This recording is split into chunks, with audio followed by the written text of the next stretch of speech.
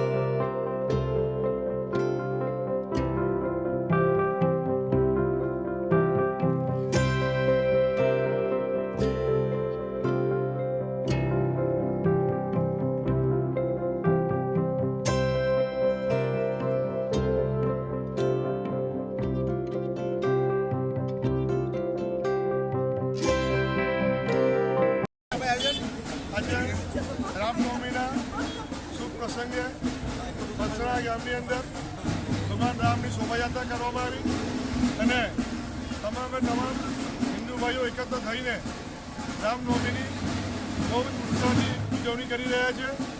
આ વખતે 500 વર્ષ પછી રામલલ્લા એના મંદિરમાં આજ સુધી ટેન્ટમાં અને એના મંદિરમાં જઈને પહેલીવાર રામનવમી ઉજવી રહ્યા છે. આખા દેશમાં આનો હર્ષોલ્લાસથી ઉજવણી થઈ રહી છે અને આનો એક ઉમંગ જ આખા દેશમાં અલગ પ્રકારનો હોય. આજની આ રામનવમી 500 વર્ષ પછીની વહેલી આ રીતે ઉજવાઈ રહી છે, કેમ કે અમારા રામ ભગવાન એના મંદિરમાં પ્રસ્થાપિત થઈ ચૂક્યા છે અને પલસાણા ગામમાં પણ આ રીતે ઉજવણી થઈ રહી છે અને આવનારા વર્ષોમાં પણ રામની ઉજવણીઓ શોભાયાત્રાના રૂપમાં આ રીતે અમે કરતા રહીશું અને તમામ પલસાણા ગામવાસીઓને અમે આ નિમિત્તે ખૂબ ખૂબ રામનવમીની શુભેચ્છા પાઠવીએ.